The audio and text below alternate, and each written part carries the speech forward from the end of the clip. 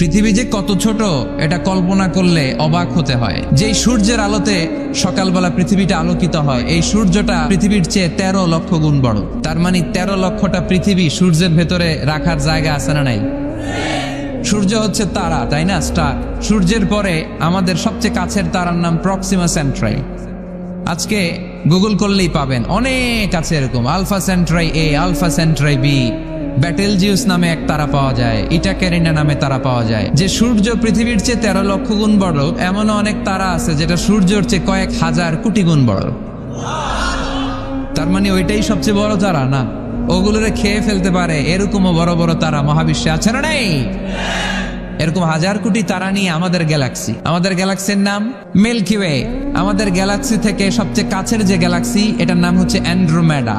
এরকম হাজার হাজার কোটি গ্যালাক্সি নিয়ে প্রথম আকাশের মহাশূন্য, এর অনেক অনেক অনেক উপরে প্রথম আকাশ।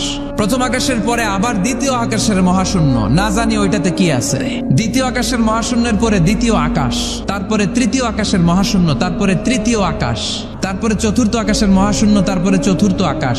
একটার চেয়ে আরেকটা কত বড়। বিষ্ণু ঈসা ইসলাম বললেন, তোমার হাতের আংটি, এই আংটি যদি সাহারা মরুভূমিতে ফেলে দাও, পুরো মরুভূমির তুলনায় তোমার আংটি যত ছোট, আল্লাহর দ্বিতীয় আসমানের তুলনায় আল্লাহর প্রথম আসমানটা ঠিক তত ছোট।